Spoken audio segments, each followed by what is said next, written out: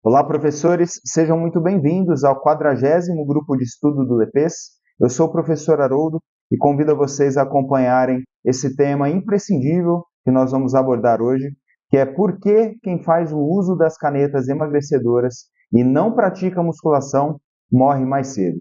Eu gostaria que vocês prestassem bastante atenção e compartilhassem esse grupo de estudo com pessoas que fazem o uso ou aquelas que estão querendo fazer o uso de canetas emagrecedoras. Nós sabemos hoje, eu acabei de chegar do Congresso de Cardiologia da SOCESP em São Paulo, que a maioria das pessoas que está fazendo uso de canetas emagrecedoras está fazendo sem acompanhamento médico, certo? Então, não temos dados de exames de sangue que essas pessoas estão, qual é a situação delas nesse momento atual e, principalmente, canetas de origem duvidosa, doses que estão pagando 150, 200 reais, parece que não são as doses originais daqueles medicamentos que estão sendo veiculados e liberados, então, pela Anvisa, no caso do Brasil, certo? Então vamos aqui acompanhar o nosso conteúdo de hoje. Eu trouxe um artigo científico, o título de inglês está ali no meio para vocês, que a tradução é o reganho de peso e efeitos cardiometabólicos após a interrupção da semaglutida. Para quem ainda não teve oportunidade de acompanhar os nossos grupos de estudo, eu vou deixar o encarte aqui para vocês do grupo de estudo que eu falei das principais drogas que estão sendo utilizadas, quais são os efeitos esperados, qual droga traz melhores resultados em relação à redução de gordura e preservação de massa magra, certo? Mas tendo em vista o risco que nós estamos tendo para a saúde, para as pessoas que fazem o uso sem o treinamento de força associado, eu resolvi trazer esse grupo de estudo para nós hoje. Então, esse estudo ele avalia as alterações de peso corporal e dos riscos cardiometabólicos após a interrupção da semaglutida, com o uso de 2,4 miligramas, combinada com intervenções de estilo de vida, compreendendo 68 semanas em tratamento com a semaglutida e 52 semanas, então, após, sem a medicação. O estudo, então, deixa eu tirar a minha imagem aqui, a metodologia e a amostra, é um estudo de extensão observacional pós-tratamento de ensaio clínico, com 52 semanas de acompanhamento pós o uso, então, da medicação. Nós tivemos ali 327 adultos com sobrepeso ou obesidade. O critério de inclusão de MC era mais do que 27 quilos por metro quadrado, com comorbidades ou acima de 30 quilos por metro quadrado, não necessariamente com comorbidades que ainda não apareceram. E nós sabemos que a obesidade por si só já é uma doença e, consequentemente, traz outras doenças junto com ela, como diabetes, hipertensão arterial, dislipidemia.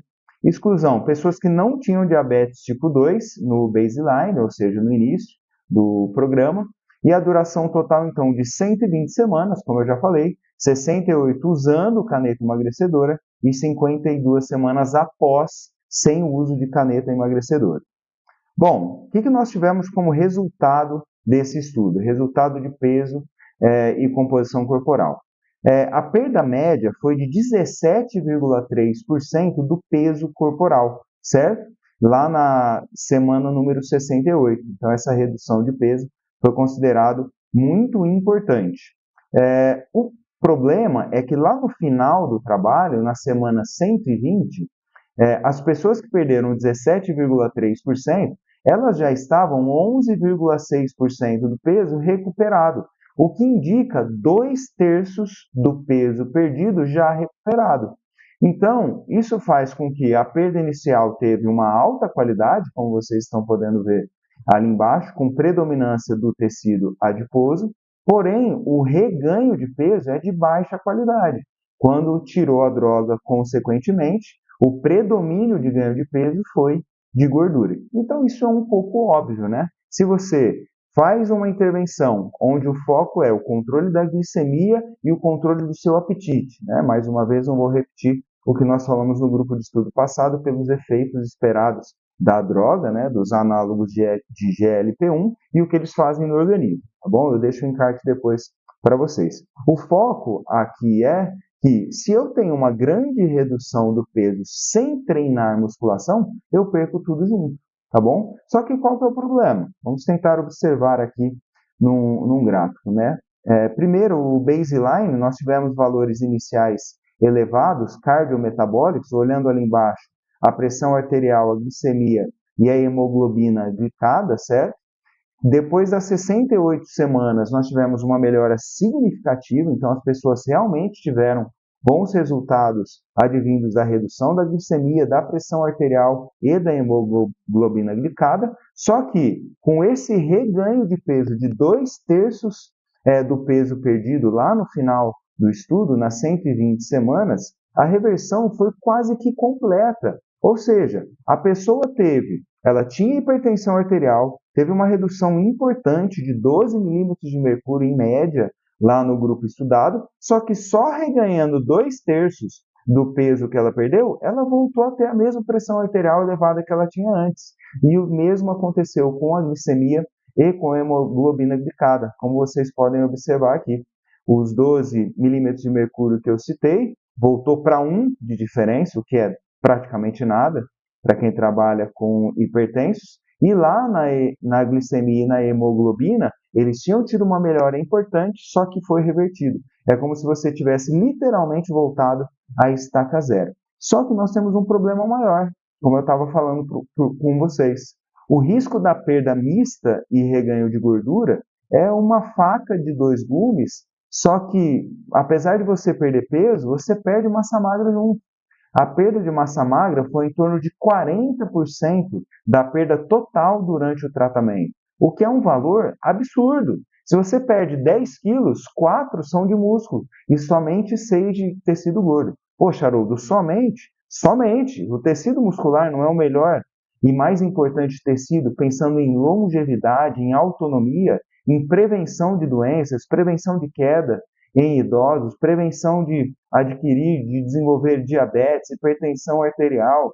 É literalmente uma perda muito gigantesca, 40% de massa muscular.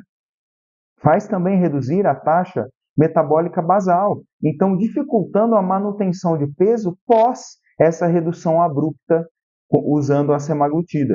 E o reganho, ele é principalmente com gordura. É claro, se a pessoa não está treinando, ela vai ganhar massa muscular após a retirada? É óbvio que não. Se ela não faz atividade física, ela não vai conseguir reganhar com massa muscular.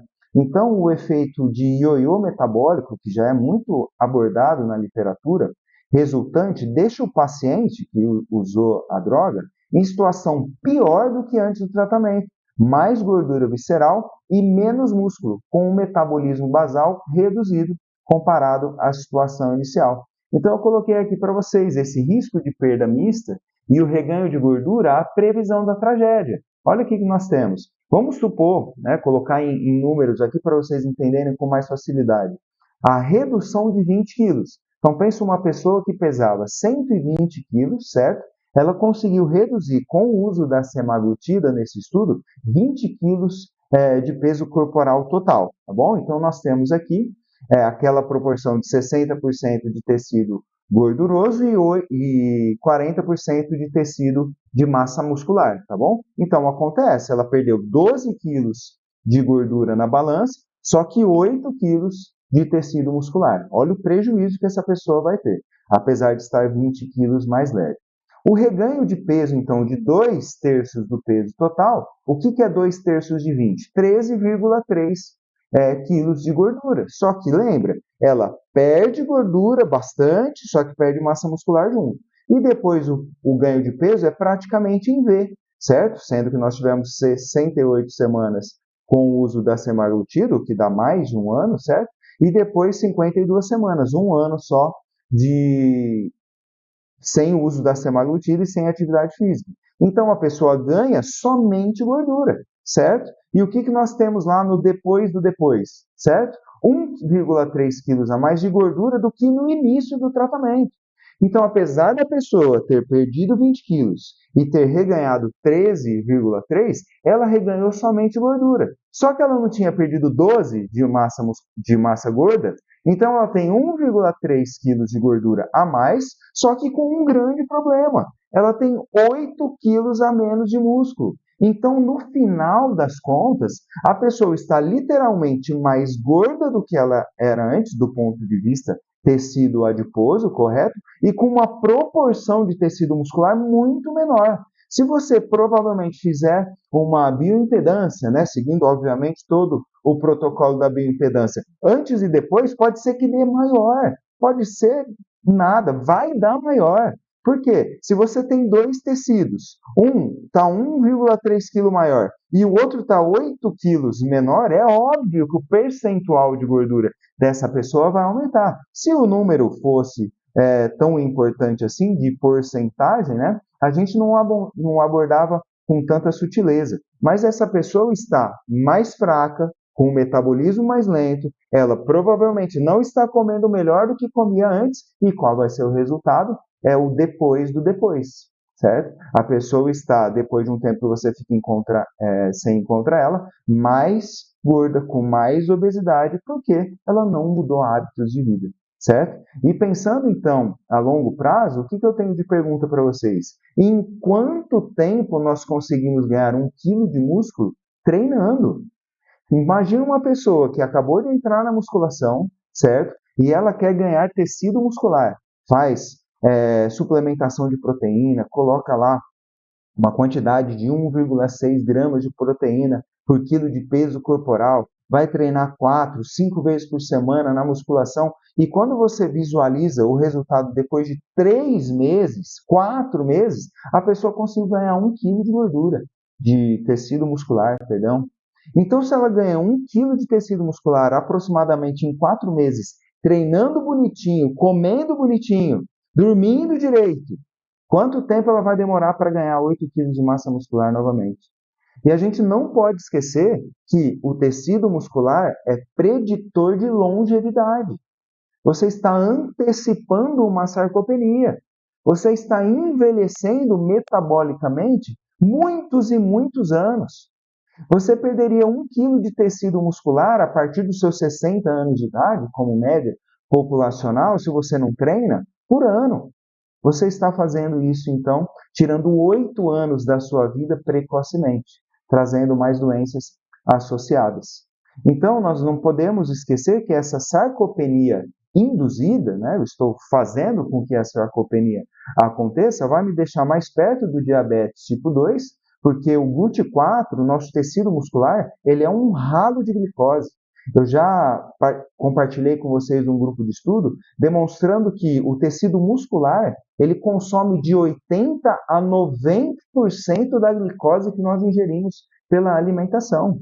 O que você vai fazer com 8 quilos de músculo a menos? Então é obrigatório você treinar. A hipertensão arterial e a rigidez arterial também ficam piores com a sarcopenia e a osteoporose também, porque reduz a tensão mecânica nos ossos. Como eu falei, as pessoas ficam mais letárgicas, se mexem menos porque elas têm menos músculo. E nós não podemos esquecer da sobrecarga cardíaca, certo? Quando você caminha, quando você faz atividade física, você tem o auxílio da contração do tríceps oral, da panturrilha, da musculatura dos membros inferiores, nesse retorno venoso para o coração. Imagina como vai estar a panturrilha de uma pessoa que não treina, certo? Faz uso da semaglutida ou de qualquer uma dessas outras drogas, ela não treina e, consequentemente, ela tem uma sarcopenia muito elevada dos membros inferiores. Qualquer atividade física que ela fizer pode ser um risco maior para ela ter um evento cardíaco por isquemia, por exemplo, certo? E não esquecendo que a longevidade, ela traz essa predição através da massa muscular. Nós sabemos que as pessoas idosas têm ali no tecido muscular dos membros inferiores, principalmente, a correlação. Quanto mais tecido muscular, mais autonomia, mais autoavaliação positiva da qualidade de vida, certo? Então, nós teremos aqueles falsos magros, literalmente, a pessoa está mais leve do que era antes, só que ela está sarcopênica, com menos tecido muscular e com mais gordura que ela tinha antes. Então, esses estudos de longevidade mostram que o tecido muscular é um preditor robusto de sobrevida, independência, autonomia, como eu falei para vocês.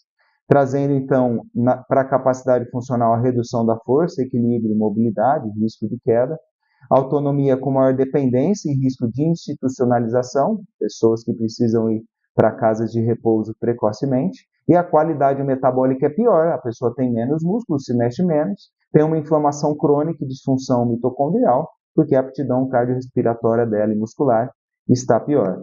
Então, a conclusão desse nosso grupo de estudo de hoje, a aplicabilidade para a saúde é: a obesidade é uma doença crônica e exige um manejo contínuo de nós, profissionais da área da saúde.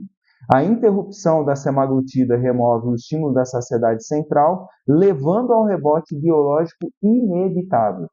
A pessoa que não consegue mudar os hábitos durante o uso, ela não vai conseguir sustentar o peso. E, relembrando mais uma vez, eu já falei em outras ocasiões, nós não somos contra, o LEPES não é contra o uso dessas drogas. O LEPES é contra o uso dessas drogas de maneira indiscriminada, sem acompanhamento médico e sem o treinamento físico. É óbvio. Como que você vai fazer esse processo sem um médico, sem um profissional de educação física e sem um nutricionista te reeducando o que pode, o que não pode, evitando picos de glicemia para evitar picos de insulina, que são um dos maiores marcadores de obesidade? As pessoas que têm esses tipos de hábito, de no meio da tarde, agora são, por exemplo, um horário próximo do almoço, você vai lá e come um doce antes do almoço, certo? Um pedaço de bolo, um café com açúcar, a sua glicemia vai lá para cima, de repente a sua insulina tem que ir lá para cima para combater esse rebote e de repente você já está sentindo fome de novo por conta dessa ação desenfreada da insulina. Então você precisa aprender a comer, você precisa de um nutricionista também. Tratar então a obesidade como uma condição crônica e não como uma intervenção pontual, né? Temporal. A pessoa vai casar, faz o uso, casa, ganha o dobro de peso depois. Vai ter uma férias em Cancún, faz o uso, vai para as férias mais magra e volta pior do que ela foi. O treinamento resistido de alta intensidade, então com hipertrofia nessas pessoas, para recuperar a massa magra ou perder o mínimo possível durante e após o tratamento. A estratégia de desmame precisa existir, o que você, quando não está com o médico, nem sabe o que é. Um protocolo estruturado de retirada gradual, então, da droga com suporte nutricional, porque você volta a comer, né? Tem gente que fica 24 horas sem comer nada porque não tem fome. E o monitoramento corporal, de avaliação periódica, para detectar reganho de gordura precocemente. Então, lá na SOCESP, mais uma vez, uma dica que o cardiologista deu, é óbvio que nem um médico vai fazer isso, que eles ganham, né, em cima desses medicamentos, seria fazer controle de bioimpedância mensalmente, e se a pessoa não conseguir manter uma redução mínima de tecido muscular, certo? Então, imagina que ela perdeu 2 quilos nesse mês. Se ela não conseguir manter pelo menos 400 gramas de tecido muscular, a perda for maior do que isso, retirar a semaglutida, né, foi o assunto que ele estava abordando, porque a pessoa não está conseguindo manter a massa magra, tudo bem? Então seria uma atitude extremamente consciente do médico. Se ele conseguisse mensalmente ter os retornos dessa pessoa, fazer a bioimpedância e está comparando, você não está perdendo massa magra, ou até 10, 15, 20% da redução pode ser de massa magra, né? É óbvio que isso depende do tamanho que a pessoa estava, o peso que ela estava, a quantidade de peso que ela precisa perder. Só que se ela estiver tendo uma redução maior do que 20% de tecido muscular, deveria se interromper. Foi a dica que esse médico deu, mas eu duvido que algum deles vá fazer esse tipo de estratégia. E só relembrando aqui como último slide para vocês, essas drogas estão no Brasil, foram aprovadas em agosto de 2018, né, começando ali pelo Ozempic. Antes tinha Victoza, né, tinha outras drogas com menor eficiência, né, todas pensando no diabetes, mas como começou a ter uma redução de peso importante, começaram a utilizar. O Wegovy, ele veio em 2023 para o Brasil, certo? Com a sua aprovação específica para o tratamento da obesidade. E os sintéticos agora, o Ozivy, eles apareceram só em 2026, né? Com as quebras das patentes do Ozempic por exemplo. E pensando lá a longo prazo, a gente não pode esquecer dos efeitos colaterais dessas drogas, como náuseas, vômito, diarreia, né, já relatado naquele nosso grupo de estudo, o rosto de Ozempic, a bunda de Ozempic começa a ficar caída, derretida para baixo, empurrada para dentro, porque não tem tecido muscular, o que vai segurar ali, né? Alterações funcionais, a perda de massa magra com impacto na força, metabolismo basal, como nós já relatamos, e os relatos pontuais mais graves. Tem pessoas desenvolvendo pancreatite aguda, doença biliar, né, o cálculo biliar, esteatose hepática, lesão na retina. Será que essas drogas não estão sendo de maneira descriminalizada, sendo utilizadas assim? Então, a nossa preocupação com profissionais da saúde é orientar toda essa gama de alterações no corpo.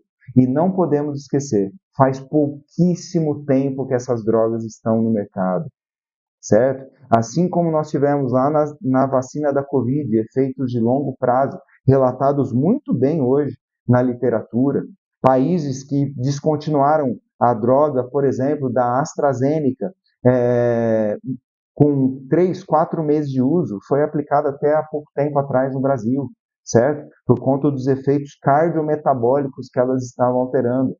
Assim como a vacina, recentemente agora, uma semana atrás, a vacina da dengue começou a dar efeitos importantes de pessoas com morte, efeitos colaterais, é pouquíssimo tempo de uso, certo? Então, será que o caminho é esse, o uso dessas drogas para sempre? Tudo bem? Será que essas pessoas não vão ser conscientizadas do treinamento muscular, da necessidade do acompanhamento nutricional? Os números de obesidade só aumentam, de sedentarismo também, certo? Professores, espero que vocês tenham gostado desse conteúdo. Deixem seus comentários, eu prometo acessar mais tarde para responder a todos vocês. Para quem não está no nosso WhatsApp do grupo de estudo, basta mandar mensagem para esse nosso número, 16 99621 1637.